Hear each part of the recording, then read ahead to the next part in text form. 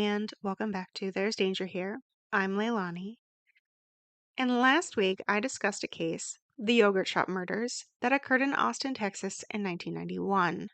This case was of 4 girls who were brutally murdered in a yogurt shop, and it went unsolved for decades. When it finally was solved, it led to a man being posthumously labeled as a serial killer. So, let's talk about him, shall we? Robert Eugene Brashers was born on March 13, 1958, in Newport News, Virginia, the youngest of 2, born to Dulce and Nancy Brashers. Sometime when he was young, his family moved from Virginia to Huntsville, Alabama. Other than that information, really not much can be found. If you look him up, sources say Robert graduated high school successfully and upon graduation enlisted in the military, with again conflicting reports on whether it was in the Army or the Navy before he was discharged in the 1980s, moving to New Orleans, Louisiana. Then again, nothing, no information at this time, until he once again moved, this time going to Fort Myers, Florida. Finally, on November 22nd, 1985, our first hint of the monster that is Robert occurs. He met Michelle Wilkerson, a 24-year-old, in Fort Pierce, and the two went to a bar together. After the bar, Robert took Michelle to a dark alleyway near Citrus Grove, where they downed another 6-pack. Then, Robert attempted to have sexual relations with her, but Michelle declined and attempted to leave at this point.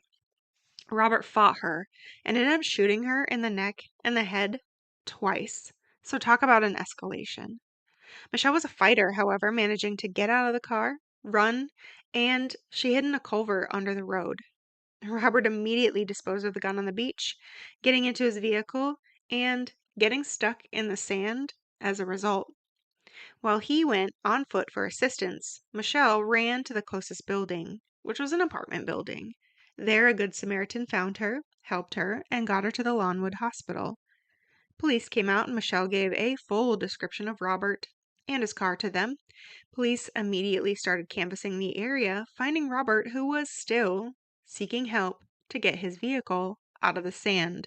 Talk about instant karma. Robert was arrested and charged with attempted first-degree murder, aggravated battery, and using a firearm during commission of a crime. In 1986, he was convicted and sentenced to 12 years. Unfortunately, he served just 3 before being released for good conduct. Because, how hard is it to be good when you're being watched 24/7? Meaning, however, if he had served his entire sentence, he wouldn't have had the means to commit the yogurt shop murders, along with the other crimes he committed during the time he was out. When he was released, Robert began his series of moving between states. First, he moved to South Carolina, then Tennessee, and Georgia. At some point, he managed to meet a woman, and the couple had their first daughter, Deborah Brashers, born in 1991. On December 8th, 2 days after the yogurt shop murders, Robert was pulled over by police in El Paso, heading to Las Cruces. At the time, Robert had a .380 pistol on him that turned out to be the same make and model used to kill Amy, the youngest of the teens in the yogurt shop murder. It would later be used to link the crime when, in 2025, the .380 was put back into the National Integrated Ballistics Information Network, or NIBIN, system. At the time of his arrest, the gun was confiscated, then simply returned to Robert's father, who, we know, later gave it back to him because it was in his possession. Later on February 18, 1992, Robert was arrested in Cobb County, Georgia. This time, it was for grand theft auto, unlawful possession of a weapon, and theft. During the arrest, police searched his vehicle and apartment, where a radio scanner, a police jacket, lockpicking tools, and a fake Tennessee driver's license were found. Robert made a plea deal with prosecutors and pleaded guilty to one of the charges, the rest of which were dropped. As part of the deal, his sentence was 5 years. This time, he thankfully served his entire sentence before being released in February of 1997. Immediately, he began his series of moving around, This time, he went from Tennessee to Arkansas and Missouri. During a later interview, his daughter Deborah reported that she first saw her father in early 1997, after he had just been released from prison. For the next 2 years, he lived with her, her mother, and her half-sisters intermittently. He had a temper, and even once got into a physical altercation with her stepfather, resulting in a head injury from a drill. Robert even made a tape recording himself making small cuts on his neck and arm with a saw to see if he could withstand the pain. During this time, Robert worked as a handyman. He did some work for a woman in Paragould, Arkansas. Then, on April 12th, 1998, he cut the phone line, carried a gun, and broke into the same woman's home. Robert was arrested during the commission of the breaking and entering. Again, during the arrest, he was searched, and a video camera and locksmithing tools were found. Robert managed to post bail and quickly left the area.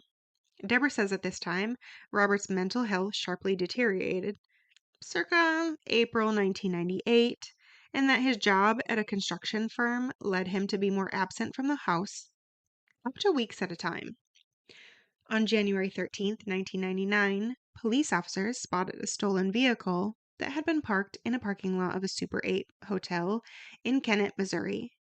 The motel employee gave the information of who checked in that registered their car, along with the room number. Police quickly gained entry, finding Robert under the bed with his daughter, 2 stepdaughters, and their mother. As police attempted to extricate him, he began shooting. Officers left the area immediately, calling for backup. 4 hours into negotiations, the women were finally released. But a shot rang out. Robert had shot himself in the head. Initially surviving, he lasted 6 days before dying as a result of complications from the gunshot wound on January 19th, 1999. That was what we knew about Robert for almost 2 decades. Finally, in 2018, genealogist Cece Moore from Parabon Nanolabs was able to identify Robert as a suspect in 3 murders and several rapes dating back to 1990. Police knocked on the door of Deborah, again his daughter, on the 2nd or 3rd of September 2018. They asked what she could remember about the man, if she had a photograph of him, and if she was willing to give a DNA sample. She willingly complied with the requests. She said in a later interview, quote, "Genealogists and true crime documentary people, they feel themselves that there was more. There's more.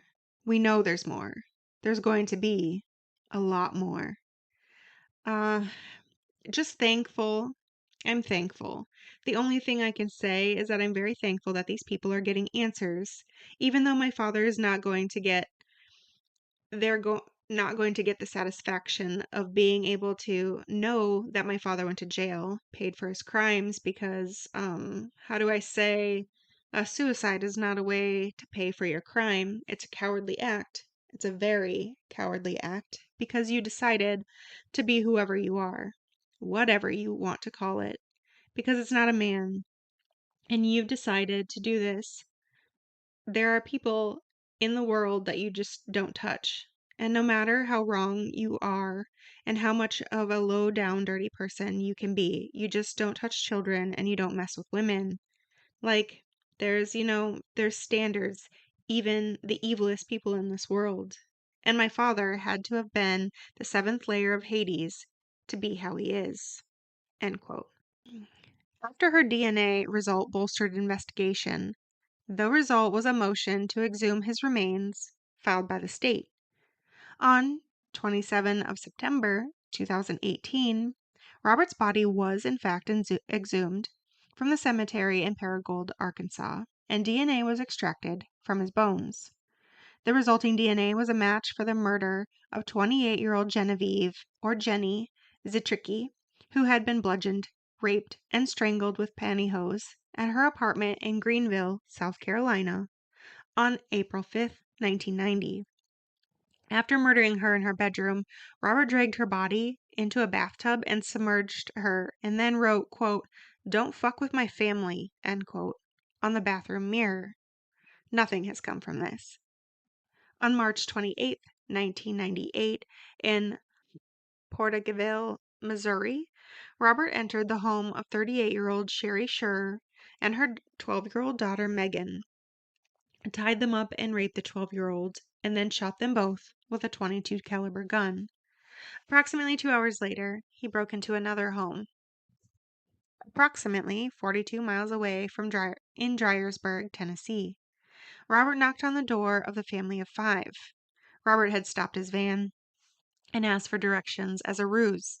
He then attempted to force himself into the residence of a 25-year-old female and her 4 children. Robert pulled out his .22 and fired a shot, hitting the mother in the arm. He then tied up the family and raped the 14-year-old within the home.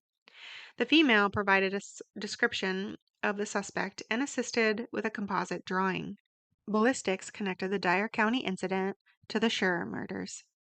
While a rape kit was obtained at the time, it wasn't submitted for testing until 2016, when it was made public that the Memphis PD had collected more than 12,000 rape kits going back to the 80s. They were simply never tested. On September 26, 2025, the Austin Police Department officially announced that Robert had committed the murder of the 1991 Austin Yogurt Shop murders. A month later, in October, Robert was announced to have committed murder in Kentucky, in which a woman was raped and fatally shot and possibly set on fire. But there's no information on that case that I can really find. After garnering all the information, the Austin police said of solving the yogurt shop murders, quote, "Our team never gave up working this case. For almost 34 years, they have worked tirelessly and remain committed to solving this case for the families of Jennifer Harbison, Sarah Harbison, Eliza Thomas, and Amy Ayers. All innocent lives taken senselessly and far too soon. We have identified a suspect in these murders through a wide range of DNA testing. The suspect is Robert Eugene Brashers, who committed suicide in 1999." End quote. Texas Attorney General Ken Paxton wrote a statement as well, seemingly reiterating the thoughts of the APD. Quote, "My cold case and missing persons unit was instrumental in this major discovery that has led to the identification of the new suspect, Robert Brashers. We have worked hand in hand with local law enforcement since 2022 in order to reach this breakthrough. The tireless dedication and hard work of my team directly contributed to this development, and it's why I established the cold case and missing persons unit in my office. We will never cease in the relentless pursuit of justice for victims and their loved ones." End quote. Now, it's not always that we get family members' reactions to how it feels to be related to a killer. Deborah conducted an interview and she reported that she doesn't talk much with her own family anymore. However, that one cousin she does, she did have a conversation about being related to Robert, being his daughter. She said of this, quote, "That's my father. That's not my identity. And I completely understand that, and I completely agree with that. He's not my identity at all. But I still have ties to my father, and I have reached out to family members like in South Carolina and Greenville. I've reached out to Geneva, a brother, and he said himself that it's not my place to say sorry. But my father's not here to say sorry, and it's inherited shame that I'm not okay with. And I want to know, for people to know, that I'm very sorry. I'm not trying to make their crime or their crimes or their family hurt and their pain and everything into nothing at all whatsoever. I just know that people want to know from family members, and I know a lot of family members that when their family gets caught, they shut down or they're mad about it. But when you're a horrible person and you're wrong and you do bad, you get bad. You do good, you get good. That's what my mother lived by and what she taught me. My father done bad, so he does not deserve any good at all." End quote. And with that, that is the case of Robert Brashers and how he was posthumously linked to multiple murders, making him a known serial killer. how DNA finally resolves several of these cases conclusively. And while it doesn't change the events that occurred, it may offer some variants of closure for those that are affected. Remember, to all those out there listening, be careful. It's a dangerous world we live in.